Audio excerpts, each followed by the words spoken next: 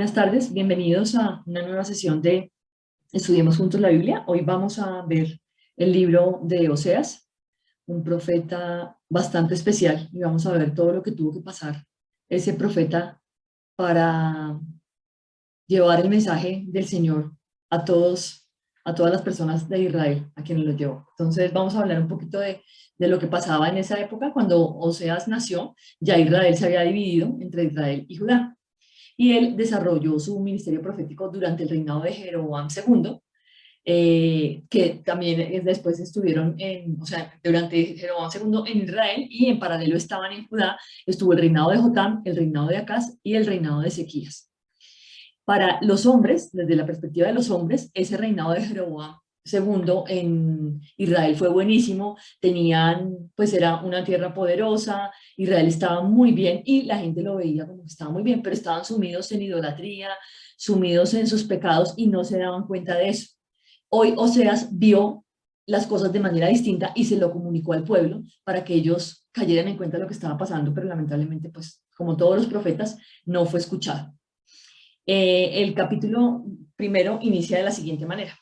El principio de la palabra de Jehová por medio de Oseas, dijo Jehová a Oseas: ve, tómate una mujer fornicaria e hijos de fornicación, porque la tierra fornica apartándose de Jehová. Esto es una cosa súper dura.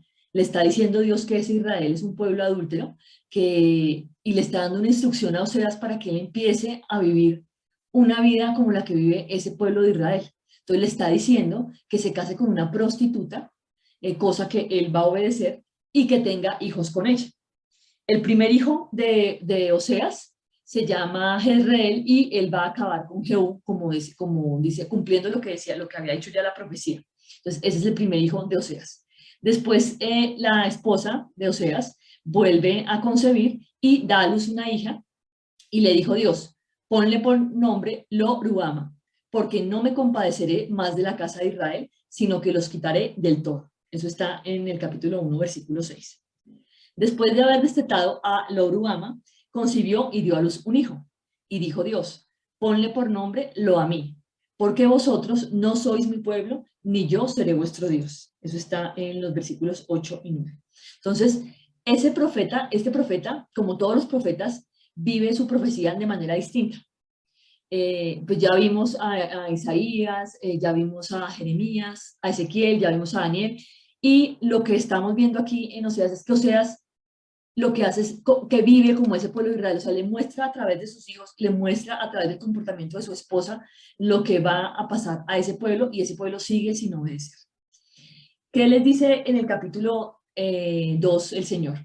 Les dice que va a frustrar esos propósitos que ellos tienen. Como les digo, ellos pensaban que eran una tierra próspera, que estaban súper bien porque la economía marchaba bien, porque tenían lo que querían, porque gozaban del trago, las mujeres podían maquillarse, y andaban felices por la calle. Y lo que les muestra el Señor a través de ustedes es que eso no va a seguir así. Dice en Oseas 2, del 1 al 6, esto no es el versículo como tal, sino es como el resumen de lo que dice: que el pueblo de Israel es una prostituta y sus hijos son de prostituta, y que ese pueblo de Israel que se ha prostituido va a ver frustrados esos propósitos que Dios tenía si ellos actuaban de la manera correcta. Este es un mensaje que no es un mensaje para en su momento ese Israel que estaba tan bien, sino para nosotros, para que nosotros pensemos lo que está pasando en nuestras vidas, lo que pasa en nuestras naciones, lo que pasa en el mundo. ¿Está bien? Está bien que haya cosas que nosotros aplaudimos pensando que, pues, ay no, que muy bien porque la economía está bien, pero en realidad lo que están haciendo es un mal. Estamos dándole el trato que merecen los desprotegidos. Estamos actuando con justicia. Entonces, lo que les dice el Señor es que el juicio va a venir y nadie va a librar a Israel de eso. Eso está en el versículo 10 del capítulo 2. También les dice que Él va a anular esa religión. Eso está en el versículo 11. La religión que tenía Israel era una religión que estaba basada en ritos, que eso pasa actualmente, que pensamos que porque vamos a misa, que porque vamos a la iglesia, que porque nos congregamos, entonces estamos libres de pecado y el Señor ya nos perdonó y podemos hacer lo que queramos. El Señor les muestra que eso no es así. Además les dice que los va a empobrecer. es una cosa impensable. Cuando la economía está bien, cuando la gente tiene trabajos y gana mucha plata y con su plata puede comprar cosas, adquirir bienes y lo que sea, todos están tranquilos y no pasa nada, porque esos que sufren y que no tienen, pues están acostumbrados a ser pobres, pero en cambio esos que están bien, están acostumbrados a estar bien y están dichosos de estar mejor con esa buena economía. Y adicionalmente les dice que va a castigar esa idolatría. Acordémonos que Dios aborrece la idolatría y en el fondo todos hemos idolatrado a algo o a alguien o a alguna cosa que no está bien y el Señor lo ve. Y eso estaba pasando en ese momento en Israel, que es lo mismo, si nosotros vemos, es lo mismo que pasa actualmente en nuestras naciones. Tenemos ídolos de barro, tenemos cosas en las que pensamos, tenemos nuestras metas generalmente están puestas en obtener riqueza, en obtener algo que queremos mucho, en hacer cosas que nos den satisfacción personal, pero nunca pensamos en los demás. Entonces, el llamado que le está haciendo el Señor a Israel es: vuelvan por el camino que Dios tiene para ustedes. No se alejen de ese camino porque lo están haciendo, aunque haya prosperidad, no quiere decir que el Señor esté de acuerdo con eso y que vaya a permitir que ellos hagan lo que quieran. Dentro de ese capítulo 2 hay un mensaje de esperanza. O sea, el Señor siempre, como lo hemos hablado en los diferentes libros de la Biblia, el Señor siempre manda una alerta para que las personas digan algo está pasando y si nosotros obedecemos, si nosotros nos damos cuenta de lo que está pasando, cambiamos, nos volvemos hacia Él, cambiamos el comportamiento que al Señor no le agrada, el Señor va a decirnos que no nos preocupemos y Él nos va a hacer su pueblo. Dice en los versículos 14 y 15: pero he aquí que yo la atraeré y la llevaré al desierto y hablaré a su corazón y le daré sus viñas desde allí y el valle de Acor por puerta de esperanza y allí cantará como en los tiempos de su juventud y como en el día de su subida de la tierra de Egipto. Lo que le está diciendo el Señor a Israel es: vuélvase hacia mí y yo voy a hacer con usted lo que hice en un principio. Yo les voy a dar esa prosperidad, pero no esa prosperidad económica, sino esa prosperidad espiritual que trae tanto bien a las naciones. No, pero tienen que hacer algo, tienen que volverse hacia el Señor. O sea, Él está viendo la posibilidad de encontrarlo a Él si hacen lo que el Señor tiene para cada uno de ellos. Dice en el 18, del 18 al 20: en aquel tiempo haré para ti pacto con las bestias del campo, con las aves del cielo y con las serpientes de la tierra. Y quitaré de la tierra arco y espada y guerra y te haré dormir segura. Miren eso tan hermoso que eso es, o sea, cuando una nación está sufriendo acoso de otras naciones, qué maravilla que pueda dormir seguro. Y uno mismo, cuando tiene pesadillas, cuando no puede dormir, eso es una cosa muy fea. En cambio, que hará dormir seguro segura a una nación, el Señor está prometiendo que les va a dar paz. Y te desposaré conmigo para siempre. Te desposaré conmigo en justicia, juicio, benignidad y misericordia. Y te desposaré conmigo en fidelidad y conocerás a Jehová. El Señor está mostrándole acá que lo único que quiere es que seamos obedientes, está mostrando que Él nos da su paz y cuando nosotros recibimos su paz, vamos a tener justicia, vamos a tener juicio, benignidad y misericordia.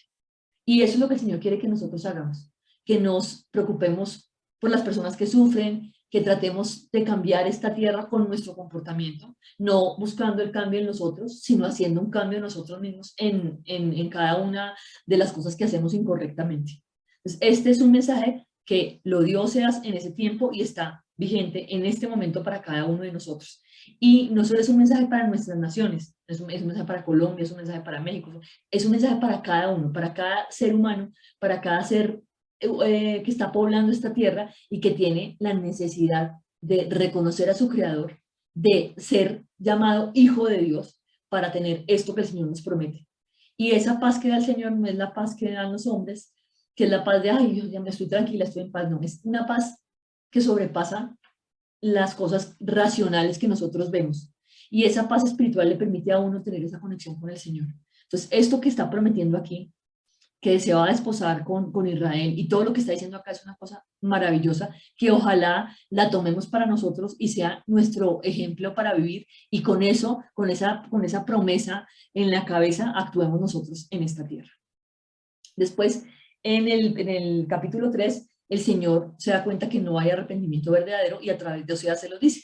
Entonces, Israel no escuchó esa predicación que hacía Oseas y se aparta cada vez más de Dios.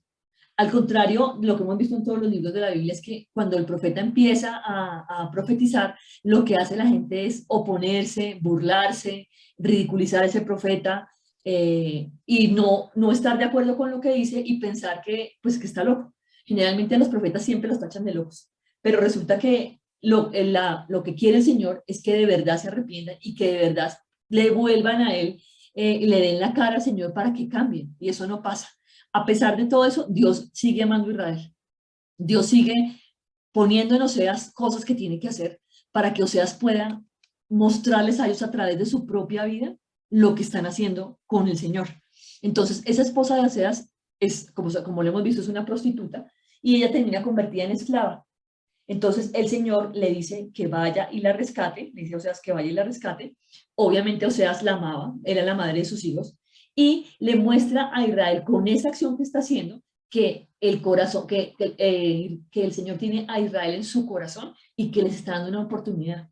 Que a pesar de que han andado por malos caminos, a pesar de que han hecho lo incorrecto, que siguen con la idolatría y lo que sea, si ellos se vuelven de ese mal camino, el Señor no los va a sacar de allí, nos va a ayudar y nos va a cambiar. Pero eso es lo que el pueblo no entiende. Todas las oportunidades que el Señor les da a través de sus profetas y que nos da todos los días a nosotros para que cambiemos y nos convirtamos, es porque el Señor quiere que muchos seamos salvos. Pero eso es una decisión que tenemos que tomar.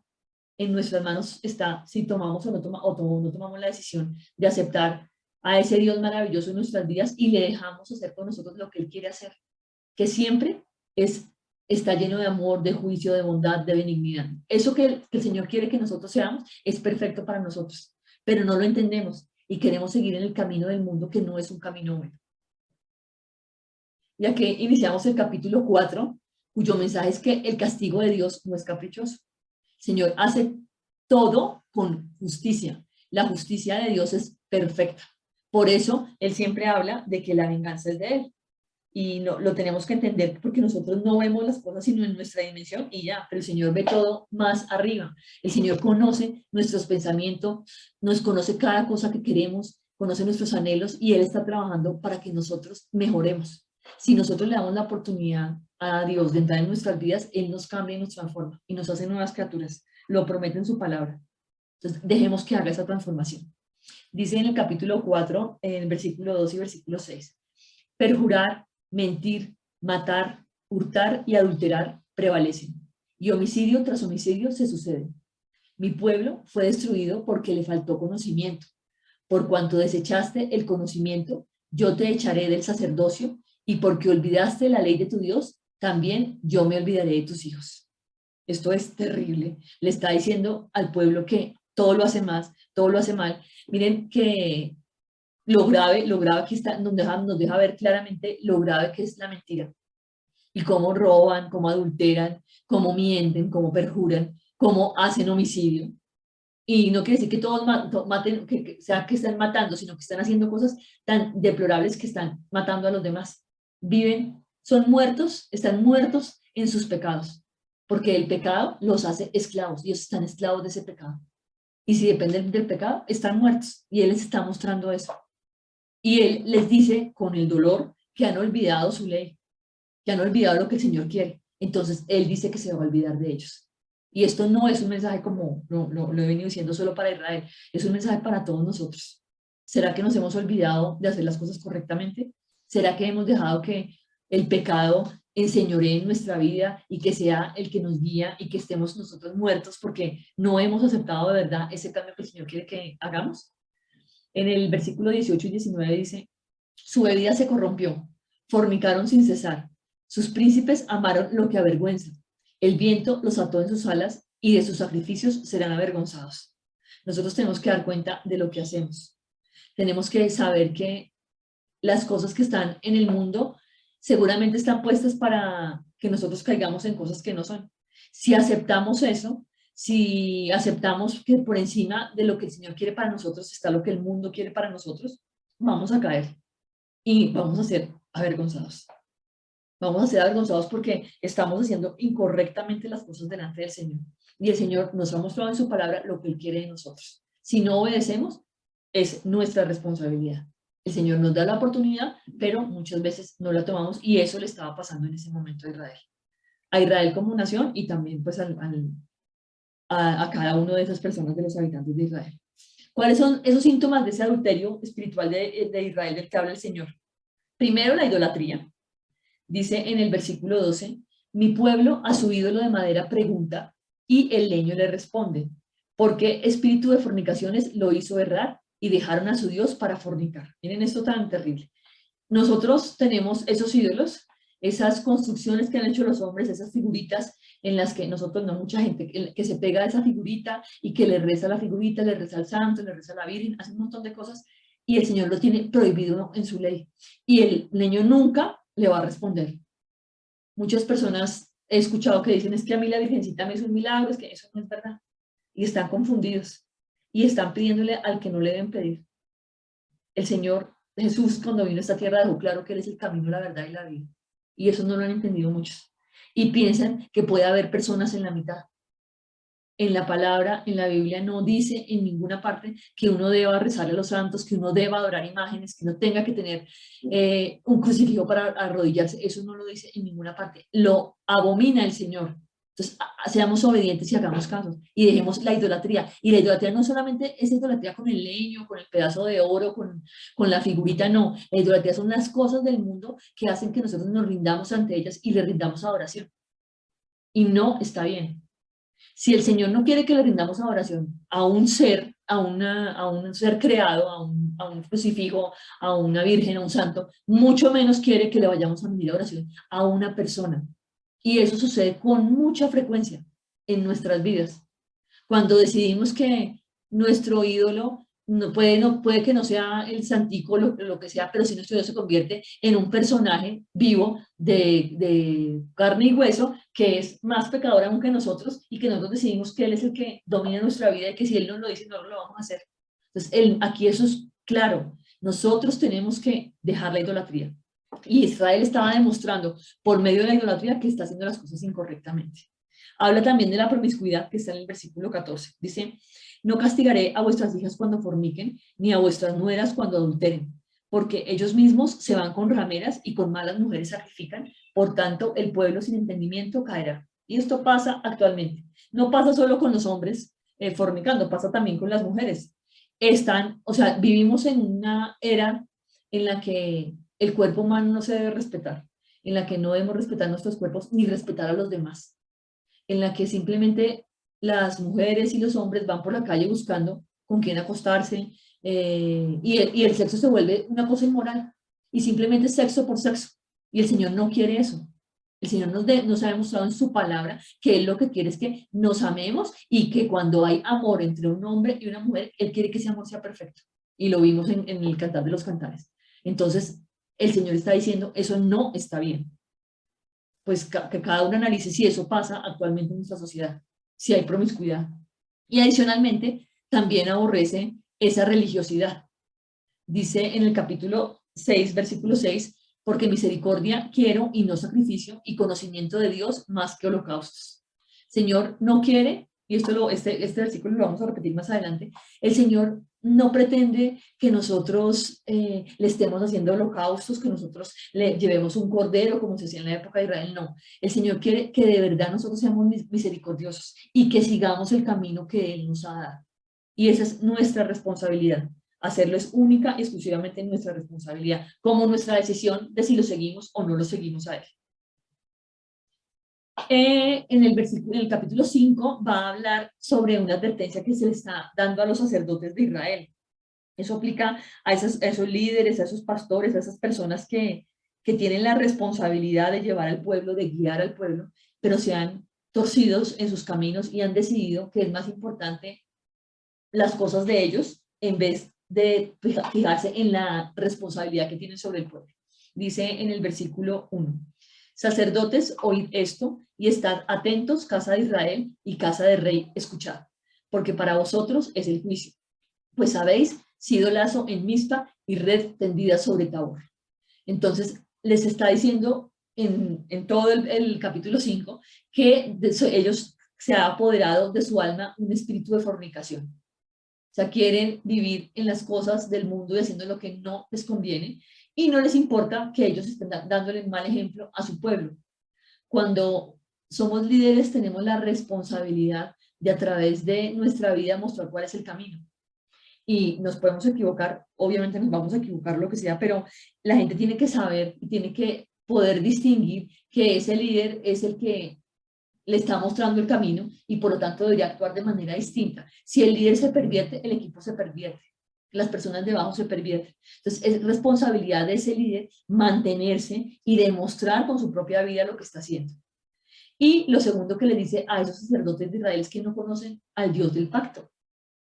A Jehová no lo conocen. Entonces ellos han venido, o sea, ellos saben que Dios hizo un pacto con Abraham, ellos saben que le prometió a Abraham que iba a ser padre de naciones, ellos conocen todo eso, pero se han alejado porque prefieren vivir en el mundo y hacer lo que les agrade a los que están por encima de ellos, que no quieren cumplir la ley.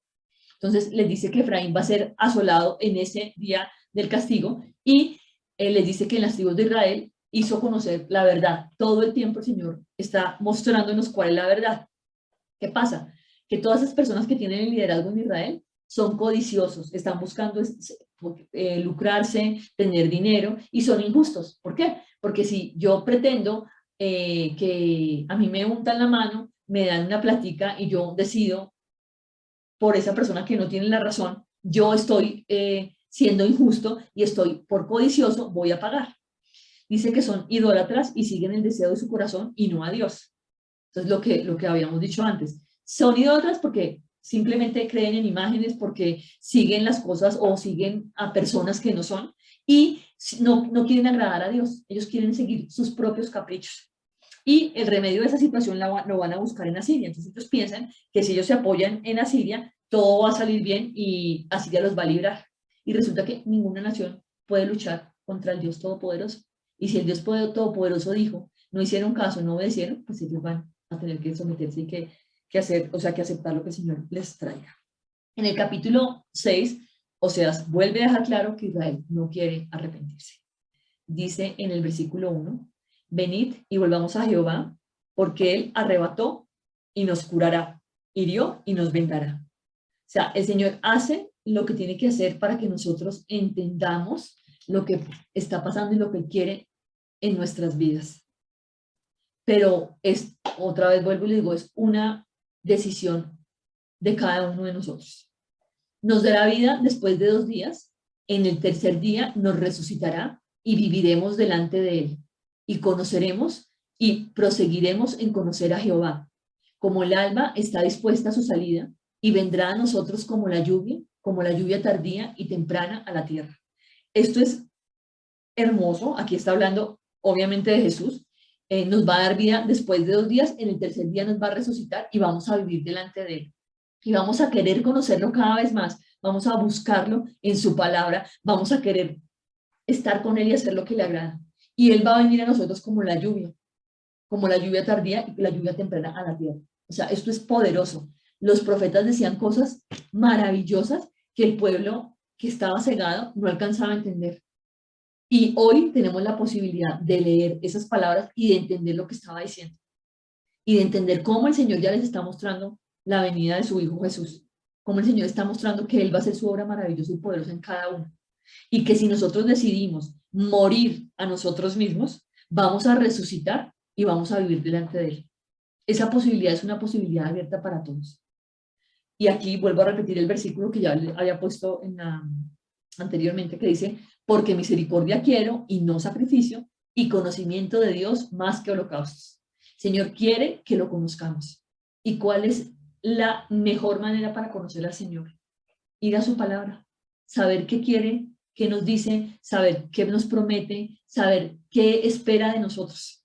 Cuando empieza a pasar eso, nosotros empezamos a tener un cambio en nuestras vidas y nuestro entendimiento empieza a ser distinto.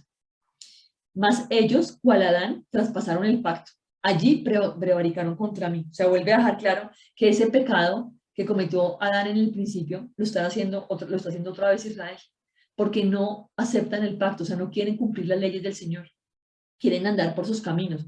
Y si nosotros queremos andar por nuestros caminos, es nuestra decisión, pero vamos a sufrir las consecuencias.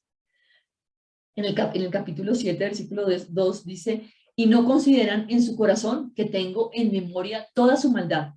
Ahora les rodearán sus obras, delante de mí están. Todos ellos arden como un horno y devoraron a sus jueces. Cayeron todos sus reyes. No hay entre ellos quien a mi clan.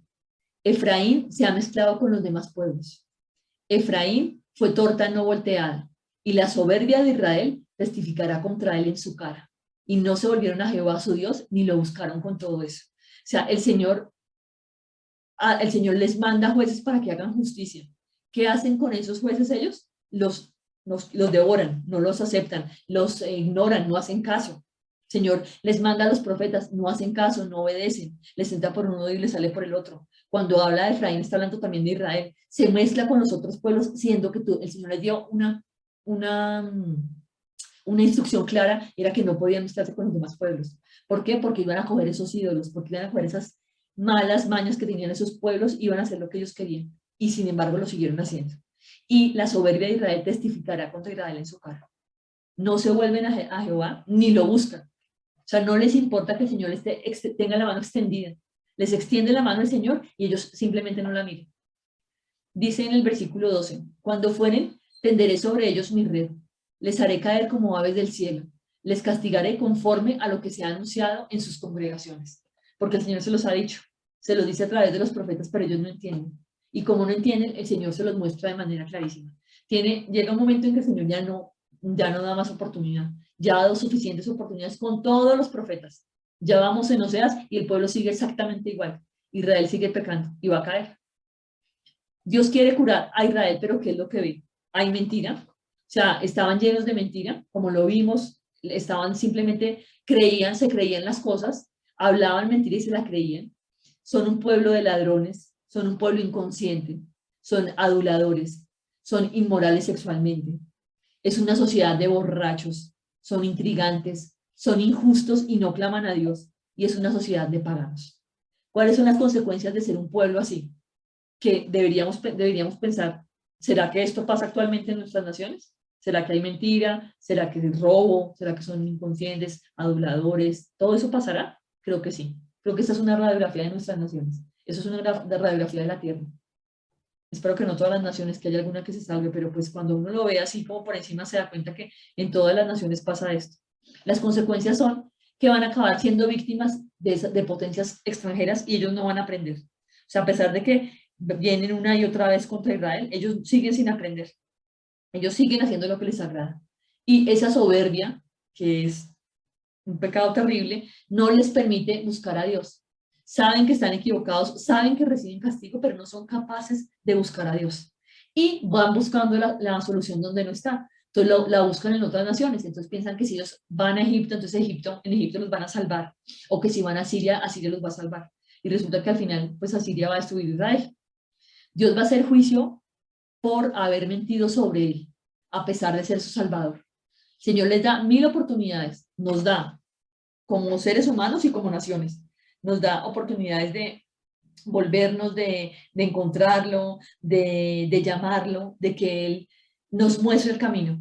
Pero ellos no están interesados en eso. Ellos están interesados en seguir sus malos propósitos, de hacer lo que quieren, de seguirse lucrando, de seguir borrachos, de seguir haciendo inmoralidad sexual. Pues eso es ese pueblo, que son tercos, que son idólatras, que hacen lo que no le agrada al Señor. Y el capítulo 8 habla de esa idolatría, cómo la detesta el Señor. Dice, Israel desechó el bien, enemigo lo perseguirá. Ellos establecieron reyes, pero no escogidos por mí. Constituyeron príncipes, mas yo no lo supe. De su plata y de su oro hicieron ídolos para sí, para ser ellos mismos destruidos. Tu becerro, oh Samaria, te hizo alejarte. Se encendió mi enojo contra ellos hasta que no pudieron alcanzar purificación. Que esto es otra vez lo que repite siempre en la palabra el Señor. Y es que Él aborrece la idolatría y que nosotros decidimos poner nuestros príncipes, nuestros reyes, los escogemos y siempre los escogemos mal. Y no consultamos al Señor para que nos muestre quién debería ser, a quién deberíamos poner por rey. En el versículo 12 y versículo 14 dice, Le escribí las grandezas de mi ley y fueron tenidas por cosa extraña. Olvidó, pues, Israel a su hacedor y edificó templos, y Judá multiplicó ciudades fortificadas. Mas yo meteré fuego en sus ciudades, el cual consumirá sus palacios. El Señor les está avisando de esa catástrofe que viene por esa idolatría, por ese becerro que decidieron poner en Samaria para rendirle culto, por esas imágenes que hacen de plata y de oro, esos ídolos que decidieron que les dan, que son su Dios y a los que le rinden culto. Y entonces Él va a actuar. Y no solamente va a actuar sobre Israel, sino que va a actuar también sobre Judá, sobre los dos. Israel será castigado por no escuchar, eso está en el capítulo 9, dice, no harán libaciones a Jehová, ni sus sacrificios les serán gratos, como pan de enlutados les serán a ellos, todos los que lo coman de él serán inmundos, perdóname, todos los que coman de él serán inmundos, será pues el pan de ellos para sí mismos, ese pan no entrará en la casa de Jehová. Están tratando de llevarle cosas gratas para el Señor, pero todo lo que llevan con sus acciones es mentira y es falso y el Señor no lo quiere. Atalaya es Efraín para con mi Dios. El profeta es lazo de cazador en todos sus caminos. Odio en la casa de su Dios. O sea, lo que están haciendo los profetas es una tarea en vano, porque lo que hace es que el pueblo no quiera a esos profetas, que el pueblo se burle y que el pueblo piense que están haciendo eso solamente por molestarlos y que no les están mostrando una realidad espiritual tan grave como la que están viviendo. Mi Dios los desechará porque ellos no lo oyeron y andarán errantes entre las naciones. Y eso fue lo que le pasó a Israel. Eso es lo que pasa cuando lo sacan, cuando Israel tiene que andar errante por todas las naciones sin conocer ni siquiera el idioma de la nación a la que lo llevan. Y pues no son nada, no tienen pueblo, no tienen nada porque decidieron que ellos creían más en ellos. En la Biblia, los profetas siempre comparan a Israel con una viña. Dice en el capítulo 10, versículo 1. Israel es una frondosa viña que da abundante fruto para sí mismo. Conforme a la abundancia de su fruto, multiplicó también los altares. Conforme a la bondad de su tierra, aumentaron sus ídolos. Entonces, esa viña, que es tan hermosa, tan abundante, que tiene tanta uva, esa viña está simplemente siendo abundante para sí misma. O sea, no lo hace para alguien más, para que hagan un buen vino, no, lo hace para sí misma. O sea, la viña es especial para sí misma. Y al contrario, lo que está haciendo es que porque es tan frondosa y porque es tan bonita, entonces está multiplicando esos altares. Y está aumentando la cantidad de ídolos que tiene. Dice, está dividido su corazón. Ahora serán hallados culpables. Jehová demolerá sus altares y destruirá sus ídolos. El Señor no se va a quedar quieto. El Señor actúa y se los ha advertido demasiado. Seguramente dirán ahora, no tenemos rey. ¿Por qué no temimos a Jehová? Porque no temimos a Jehová. ¿Y qué haría el rey por nosotros? Siempre la excusa del pueblo es que el rey les dijo, o que el rey no les dijo, o que no sabían cómo hacerlo, pero ellos tienen a su rey, y su rey es Dios, su rey es Jehová, y no han puesto atención a Jehová, y han decidido que por encima de Jehová están seguir su corazón, y por eso están equivocados. O sea que esa viña que parece tan frondosa en realidad es una viña seca. ¿Cuáles son las consecuencias con las que se va a tener que enfrentar Israel? Su rey va a desaparecer. Dice en el versículo 7 del capítulo 10, de Samaria fue cortado su rey como espuma sobre la superficie de las aguas. Y lo segundo es que esos lugares de idolatría van a desaparecer. Dice en el versículo 8, y los lugares altos de Abén serán destruidos. El pecado de Israel crecerá sobre sus altares espino y cardo, y dirán a los montes cubridnos y a los collados caed sobre nosotros. O sea, van a estar tan desesperados porque esas imágenes, ese idolatría no les sirvió para nada, que esos altares que ellos tienen y esa idolatría se va a romper por sí sola. Y ellos se van a dar cuenta que no pueden hacer absolutamente nada porque esas imágenes no les responden. En el capítulo 11 muestra cómo es Dios de compasivo, cómo es Dios de amoroso. Dice, cuando Israel era muchacho, yo lo amé y de Egipto llamé a mi hijo. Acordémonos allá, y aquí hacemos el paralelo con Mateo, que dice en Mateo 2:15, y estuvo allá hasta la muerte de Herodes, para que se cumpliese lo que dijo el Señor por medio del profeta, cuando dijo, de Egipto llamé a mi hijo. O sea, aquí está hablando de Jesús. Acordemos que ellos se tuvieron que ir porque Herodes iba a matar a los niños, José se entera y tiene que irse a Egipto mientras que Herodes muere. Dice en el capítulo 11, versículos 3 y 4. Yo con todo eso enseñaba a andar al mismo Efraín, tomándole de los brazos, y no conoció que yo le cuidaba. Con cuerdas humanas los atraje, con cuerdas de amor, y fui para ellos como los que alzan el yugo de sobre su cerviz, y puse delante de ellos la comida. O sea, el Señor es el que nos enseña, el que nos lleva, el que a pesar de que suframos cosas tristes, porque nosotros tenemos que ser formados, ¿cierto? Cuando eso no quiere decir que nuestra vida cuando somos cristianos es una vida fácil, vamos a tener que pasar momentos difíciles, vamos a tener que tener sufrimientos, pero eso lo único que hace es ayudarnos para bien. Acordémonos que todos los que aman a Dios, todo les ayuda para bien. Entonces, eso, a pesar de que uno al principio lo ve cuando está pasando por la situación, puede ver que vienen cosas muy difíciles y uno dice, pero ¿por qué a mí? ¿Por qué me está pasando esto? Siempre eso es para bien. Y el Señor dice que nos atrae con cuerdas de amor, pero que nosotros no, muchas veces no queríamos. Israel no quería hacerlo. O sea, Dios les muestra toda su compasión y todo su amor, pero no se queda ahí porque Israel no quiere aceptar. En el capítulo 12 queda claro cómo Efraín se merece ese castigo, cómo Israel merece todo lo que le está pasando. Dice en el versículo 1, Efraín se apacienta de viento y sigue al solano. Mentira y destrucción aumenta continuamente porque hicieron pacto con los asirios y el aceite se lleva a Egipto. Hágame el favor, hicieron pacto con los asirios que después los van a destruir. Y ellos pues tienen a las naciones que son poderosas, que ellos consideran poderosas, quieren tenerlas de aliadas porque pues los pueden defender si viene algún atacante, pero resulta que no hay tal. Si el Señor decide que esas naciones se vienen en contra de ellos, se vienen y no hay nada que hacer. Tú pues vuélvete a tu Dios, guarda misericordia y juicio, y en tu Dios confía siempre. Eso está en el capítulo 12, versículo 6. Y he hablado a los profetas y aumenté la profecía y por medio de los profetas usé parábolas. Y nada sirvió. Nada sirvió al pueblo.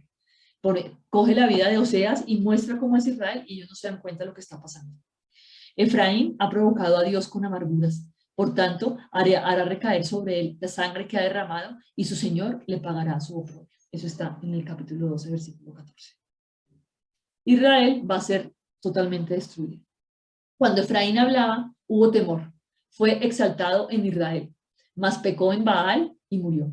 Y ahora añadieron a su pecado y de su plata se han hecho según su entendimiento imágenes de fundición, ídolos, toda obra de artífices acerca de los cuales dicen a los hombres que sacrifican que besen a los becerros. La típica idolatría, bésale la mano a una persona que es un ser humano, bésale la argolla, bésale esa cosa de oro que tiene en el dedo, bésala porque eso es importante. Arrodíllate ante un ser humano porque es que eso lo he decidido entre los ritos que yo tengo en mi religión. Entonces, todas esas cosas, aquí el Señor está diciendo, eso no es y no lo acepto.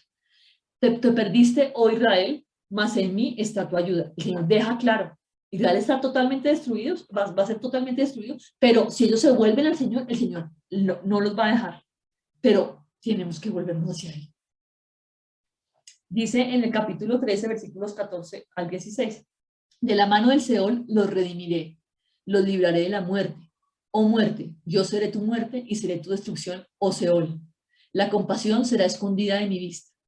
Aunque él fructifique entre los hermanos, vendrá el solano, viento de Jehová. Se levantará desde el desierto y se secará su manantial y se agotará su fuente.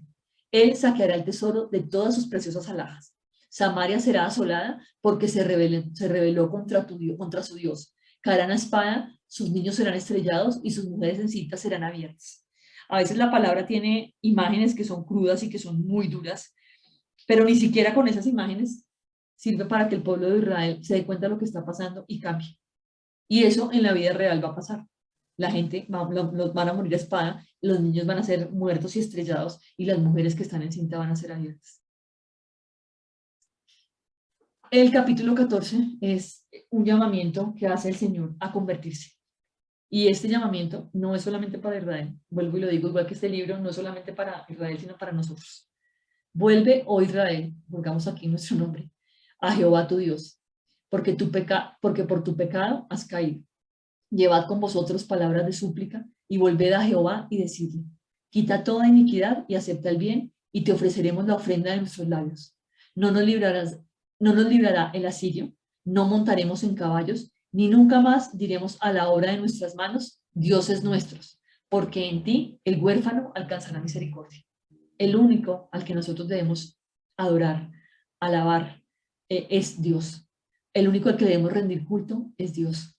Nada más, Él no quiere que nosotros rendamos culto a ninguna nación, a ningún ser humano, a ninguna obra de nuestras manos, obra de las manos de alguien más, a nadie, a un asirio, a un israelita, a nadie. Yo sanaré su rebelión, los amaré de pura gracia, porque mi ira se apartó de ellos. Yo seré a Israel como rocío. Él florecerá como lirio y extenderá sus raíces como el Líbano. Se extenderán sus ramas y será su gloria como la del olivo, y perfumará como el Líbano. Volverán y se sentarán bajo su sombra. Serán vivificados como trigo y florecerán como la vid. Su olor será como de vino del Líbano.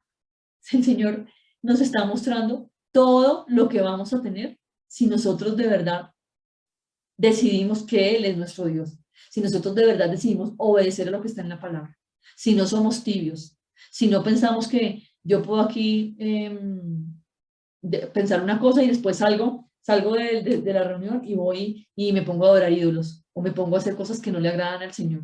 Si yo decido que le entrego mi vida a Dios, me va a ir llevando y me va a ir mostrando, pero tengo que, o sea, el Señor va haciendo los cambios y tengo que aceptar esos cambios en mi vida.